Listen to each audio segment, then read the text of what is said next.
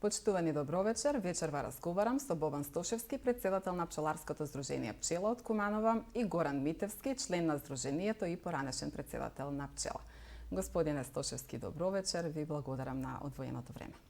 Добро вечер и до вас и до вашите гледачи и воедно голема благодарност до Телевизија Плюс и до вас лично што одвоивте време за Пчеларското здружение Пчела Куманова. Господине Стошевски, кажете ни каква беше пчеларската сезона 2025? Пчеларската сезона 2025 започна неповолно за нашите пчелари и за нашите пчели. Имавме доста врнежлив пролет и со доста ниски температури, така да можната овошна паша што ја очекувавме, значи од разноразни овошки што цветаат, ние ја пропуштивме, нашите пчели ја пропуштија, не се развија во тој период доволно, но поради зголемените дождови имавме доста вегетација, доста тревки со разни цветови, каде што нашите пчели собраа поленов прав, се развија задоволително и некаде на почетокот на јуни тргнавме, ни се отвори пчелна паша, каде што за тие 15 до 20 дена нашите пчели беа спремни да соберат одредени количини на мед за нив и за нас. После тоа се појави еден сушен период од почетокот на јули-август, па може да се каже и септември, каде што ние секојдневно се надевавме да се појави дожд, но на цела територија на Република Македонија немаше дожд и нашите пчелари беа приморани, некои од нас, значи да ги селат пчелните семејства на повисоките планински предели, каде што може нашите пчели да соберат и некоја количина на шумски мед и да соберат доволно полен. Исто така како проблем во тие наши климатски промени се појави и тоа дека имаше недостаток на природни извори на вода, значи доста тие планински или висорамнински поточиња пресушија, така да многу од пчеларите имаа обврска и должност да на своите пчели носат вода за пиење. Така да ова година ќе процениме како задоволителна, не премногу добра, поради недостаток на тој дожд што го немавме во месеците јули, август и септември. Тие луѓе, просекот на покошница изнесува 7 до 8 килограми во нашето здружение, додека пчеларите кои селеа пчели на повисоки планини и висорамнини, тие можеби кај нив се зголеми уште на 2 килограми со тоа што нивните пчели собра и шумски мед. Така да проценка за годината е дека е задоволителна. Предстојуваат денови на медот во Куманова. Која е целта на организирање на една ваква саемска манифестација? Денови на мед во Куманово ќе се одржат по 25 пат поред. Тоа се традиционални денови на мед кои се одржуваат секој прв викенд во октомври. Значи на 2, 3 и 4 октомври 2025 година на градскиот плоштад ќе се одржат 25 веќе јубиларни денови на мед, каде што ќе имаме и рекорден број на изложувачи како од Куманово, така и од Републиката. Имаме сигурни учесници од Скопје, од Штип, од Радовиш, од Кратово, уште мислам дека ќе имаме и од Проби, Штип и од Битола. Целта на нашите денови на мед, манифестацијата е со изложбено продолжен карактер, но продолжбата е во втор план. Побитно е нашите нашите граѓани, да ги запознаат своите локални пчелари, од кои можат со сигурност да гарантираме како здружение дека ќе земат квалитетен мед и останати пчелни производи. Ние како здружение направивме мала анкета кај нас во здружението. Ако Куманово од прилика има околу 100.000 жители, ние немаме дури ни по 1 килограм мед произведено по глава на жител во Куманово. Затоа ние ќе се потрудиме да работиме уште повеќе, а најмногу треба да работиме на едукацијата на граѓаните зошто да конзумираат пчелни производи. Сите овие пчелни производи што ги гледате на маса се буквално она што пчелите го донело, ние го ставаме во тегли или во други одредени пакувања. Односно, освен прополисот кој како сиров го мешаме со алкохол, во 70% алкохол, како би добиле тинктура, односно најдобар антибиотик на светот, не по наше мислење, по мислење на светските стручњаци и здравствени работници. Како некој млад човек може да почне да се занимава со пчеларството и како и колку пчеларското здружение Пчела може да му помогне на истиот за да биде поуспешен во дејноста што ја прави? Нашето пчеларско здружение брои 130 члена и се од година за година расте. Имаме се помлади и помлади членови, но не ги забораваме и нашите повозрастни членови. Така да во нашето здружение имаме дури членови кои се малолетни и имаме членови кои се преку 80 години. Јас под себе ќе појдам. Прв пат кога сакав да се бавам со пчеларство, да се занимавам со пчеларство, прва идеја ми беше да се учленам во нашето здружение, каде што за сите овие 13 години добив едукација каде што никаде не можам да ја добијам. Да се здобијам со таква едукација за пчеларство. Така да, нашето здружение од почетокот на ноември до март наредната година организира едукативни предавања секоја среда во 18 часот во Заеднички дом, едукативни предавања на теми пчеларство. Не се само пчеларите добре дојдени на нашите предавања. Нашите предавања ги објавуваме преку социјалните мрежи, така да можат и дел луѓето од граѓанство да дојдат да научат што е тоа мед, што е тоа поленов прав, што е прополис, што е матична млеч. Така да сите се добре дојдени. Нашите млади пчелари секако можат во нашето здружение да си најдат и свој ментор од кого можат да набават пчели, кој ќе му помага преку целата сезона. И така да од некој човек што никогаш не се занимавал со пчеларство може да дојде до вистински професионален пчелар кој ќе се занимава со пчеларство. Во тој склоп сакам да кажам дека нашето здружение како едно од поголемите во Република Македонија, имаме одлична соработка со сите здруженија во Република Македонија.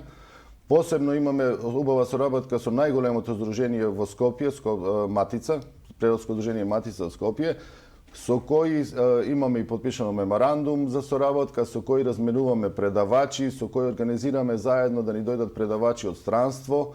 Така да младиот човек кој сака да реши да се занимава со пчеларство е добре дојден. Цената на членувањето во нашето здружение е 600 денари, но не, ќе заборавиме. Значи нека дојде и прва година да биде член, не мора да уплаќа членарина, али сигурен сум дека ќе се здобие со сите знаења и предзнаења што се потребни да би се бавел со пчеларство. Имате млади членови во здружението. На која возраст е најмладиот пчелар? Имаме најмлад пчелар од 17 години, значи Андреј Симоновски, тој е младо момче, 17 години, кој буквално од подготовка на кошнички своји, значи од преку фарбање, има време и да ги изфарба и да ги спреми заедно со татко му, да отиде на пчеларник да работи, а исто така и има време да излезе и на кафе. Ви благодарам на разговорот и ви посакувам успешна сајмска манифестација. Секако дека Телевизија Плюс ќе ги проследи деновите на медот во Куманово. Ви благодарам и на вас и ги поканувам сите граѓани, без разлика какви ќе бидат временски прилики, да не посетат, да ги запознаат своите пчелари и да во својата исхрана внесат мед, а не да зимаат мед само кога ќе не фатат настинки и разноразни други проблеми здравствени. Како што најавив на почетокот, разговорот го продолжуваме со господин Горан Митевски, член на Здружението, но и поранешен председател на Здружението Пчела. Добро вечер, господине Митевски. Добро вечер. Благодарам на поканата. Благодарам на бабата најава. Зошто граѓаните треба во исхраната да користат мед и останати пчелни производи, како што се полен, матичен млеч, прополис, перга? Така. Значи сите и мали деца знаат дека пчелните продукти се благодат и дека тоа е најдобрата природна храна моментално што се нуди. Вистинска природна, значи што самите пчели ја создават. Како што веќе ги спомнавте, некој би сакал да кажем по збор два за секој од овие пчелни продукти. Главниот е мед, кој што е извор на енергија во кошница. За пчелите да толку вредно и напорно работат за да можат да ги замислите тие 200 пати, 200 замавнувања во една секунда прават. За такво нешто им треба енергија. Медот им е главниот извор на енергија. Сега медовите се различни, нели? Од различни илјадници, неколку илјади растенија има кои што се медоносни. и затоа секој мед има некоја нијанса разлика, меѓутоа главно хемискиот состав е исти, без разлика, можеби вкус, можеби некоја боја да се разликуваат, меѓутоа составот е исти, така да главна компонента, главен во состав се јаглените хидрати, шеќери, од кои што се токму простите шеќери, гликоза и фруктоза, кои што не им треба желудник, не им треба варење, значи не им треба ништо, директно во крвта идат. Така да ако за пчелите дават енергија, така и за луѓето главен извор на енергија, мислам може да биде како главен извор на енергија медот.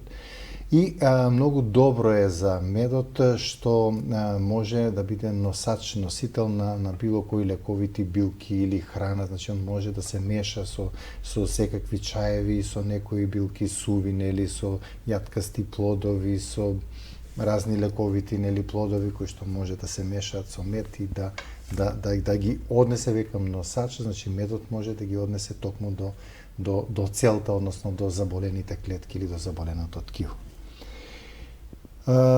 Разлика, добро, тоа може и подоцна да кажам, полен или пчелин леп. Значи главна дефиниција е пчелин леп. Лебот знаеме зашто служи кај нас во исхраната на луѓето, така да и поленот од поленовиот прав пчелите создаваат пчелин леп, односно перга, кој што е главен извор на протеини, на минерали, на витамини и на масти. Значи тоа му е основната храна на пчелата.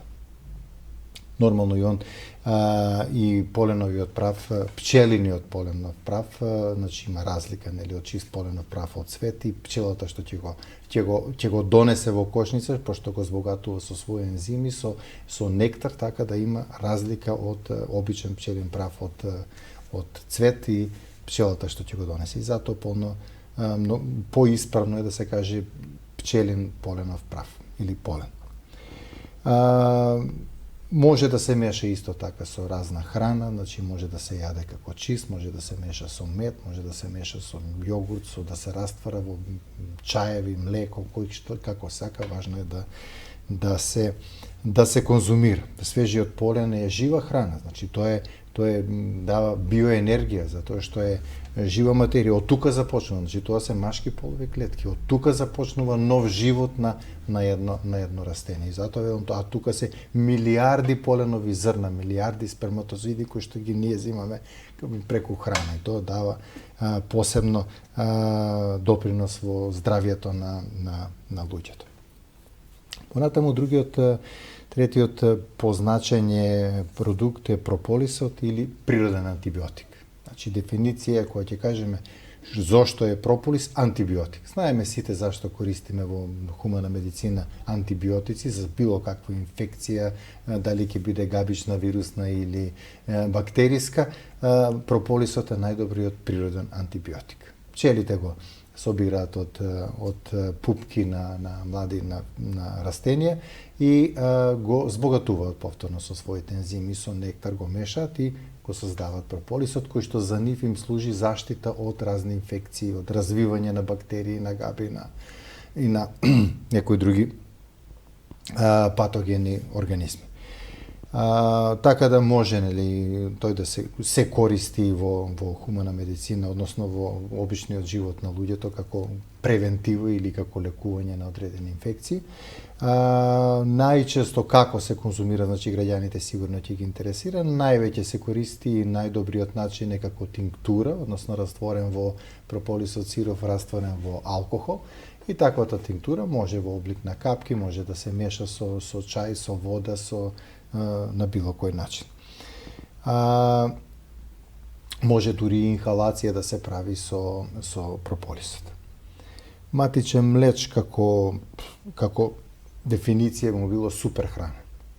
Супер храна затоа што содржи неверојатно сите аминокиселини кои што постојат. Содржи витамини, минерали кои што служат како биостимулатор на еден организам, за регенерација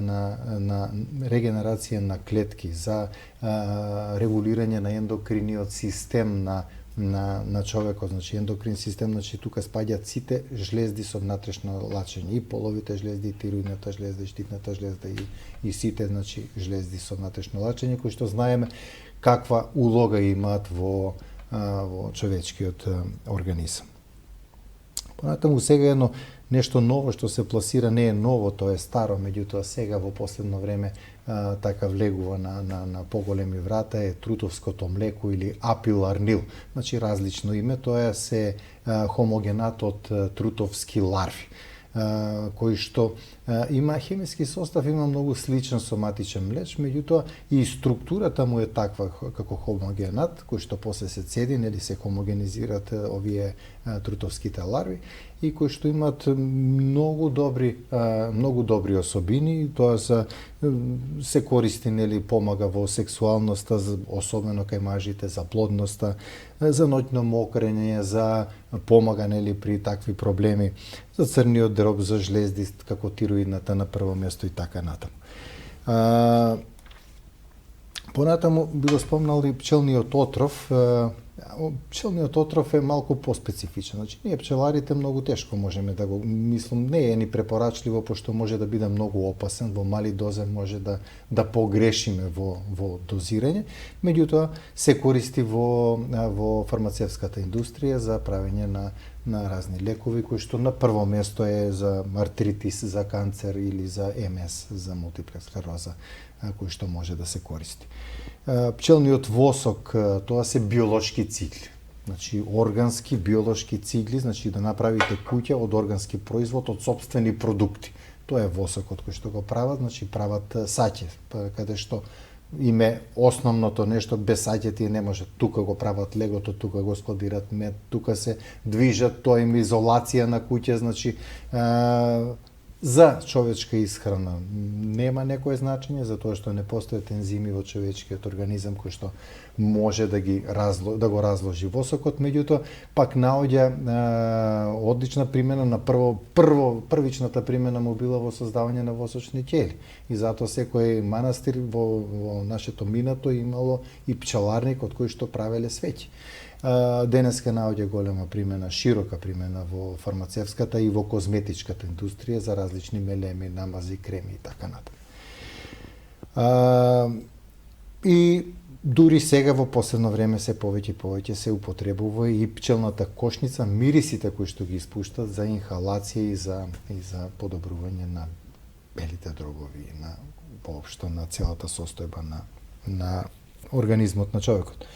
Значи, гледаме дека имаме широка лепеза на пчелни продукти кои што се многу значајни во исхраната и како храна и како лек. Значи, најдобро би било кога би направиле еден коктел, еден еликсир од сите овие наброени продукти измешано заедно како носач, како носител мед. Дали постои лажен или фалсификуван мед и како граѓаните можат да го препознаат?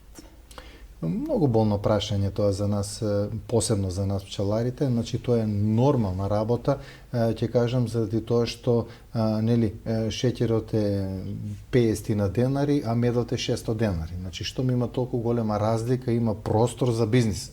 И тоа го прават, и тоа мајсторски го прават. Значи, од шеќер, значи со посебни машини,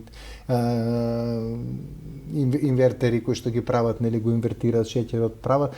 И за жал ние пчеларите, доста луѓе ме прашуваат, нели, како ти, дали ти можеш. Не се напаѓам на таква работа затоа што јас не сум нити стручен, нити може од око да се препознае дали природен или е вештачки мед. Не е вештачки мед, него сладок производ од шеќер, нели, кој што личи на мед и кој што има вкус. Не може затоа што не може да се препознае затоа што тие фалсификаторите ставаат такви ароми да за обичен човек ќе биде уште повкусно ќе му биде и поубав мирис, ако биде мед, например, ќе го крсти од мандарина, од портокал. Неверојатно убаво и вкусно јадење, меѓутоа нема врска со правиот мед. Вистинската разлика е во составот, а составот е шеќерите се исти, гликоза, фруктоза што тие ги стават, меѓутоа ензимите, живата материја, активната материја кој што има влијание на кој што се содржи во природниот мед. Тука се ензими кои што се инвертаза, каде што е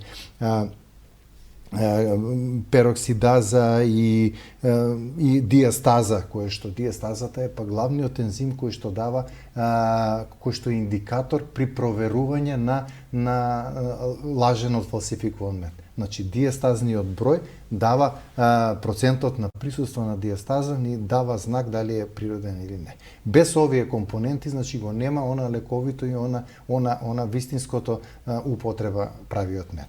И затоа и тука си органските киселини кои што имаат исто така антибактериско, антифунгицидно или антивоспалително дејство. И токму тука треба да се внимава при изложување на висока температура. Многу луѓе имаат навика нели да си го јадат медот во топол чај.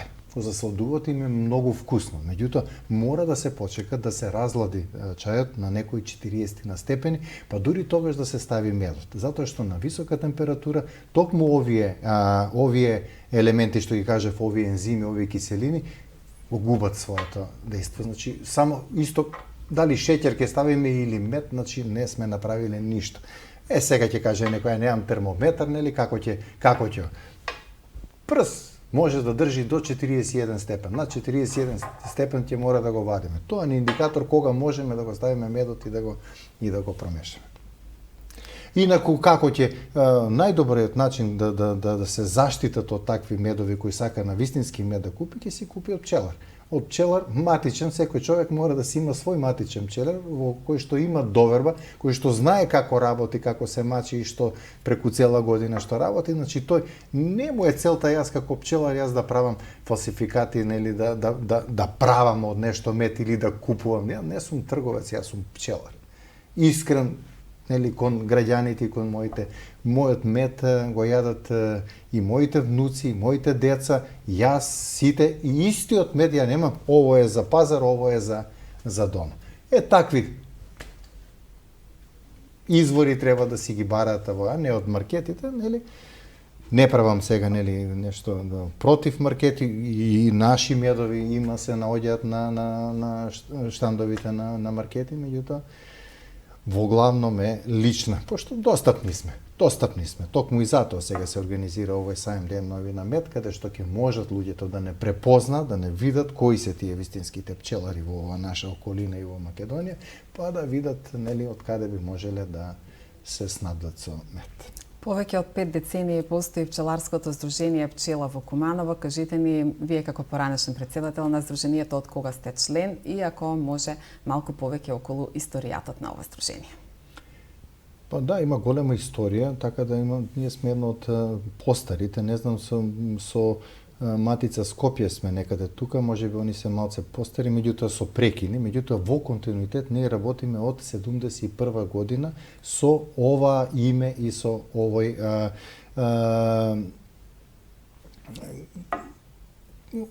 правилник, со овие цели кои што се зацртани во едно пчеларско здружение. Целите се исти тогаш и сега. Значи, заштита на пчелата, помош на пчелата, заштита на пчеларите, заштита на потрошувачите. И промоција, едукација на пчеларите, нели, со цел да се добие поквалитетни и подобри производи. Сега се менувале нели потребите, по почетокот кога главно биле во стари трмки ги одгледувале пчелите и тогаш било целта нели да се трансформира, модерно нешто излегло овие модерни кошници кои што сега ги користиме, да се преселат за да има поголеми приноси, нели, да се учат пчеларите да се преселат во кошници. Сега имаме пак други потреби кои што треба да се справуваме со одредени болести, со техники, со климатски промени кои што преку здруженијето организираме различни обуки, семинари, предавања кои што од секогаш, значи толкова голема традиција, многу професори, многу познати звучни имиња пчеларски поминале низ нашето здружение. Така да тоа ни е и во иднина, тоа ни се основните задачи и меѓу другото и промоција на пчелните производи и затоа имаме 25 годишно традиција за организирање на денови на мед на градскиот плоштад. Која е вашата порака во пресрет на деновите на медот? Јадете мед, и пчелни производи, значи ги слушнате сега пчелните производи, значи кого го интересира за некој пчелен производ повеќе, повелете на денови на мед, таму ќе се запознаете и можете да добиете многу убави информации за овие пчелни продукти, за што можете да ги користите, колку, како и така. Господине Митевски, ви благодарам на разговорот. Благодарам и на вас.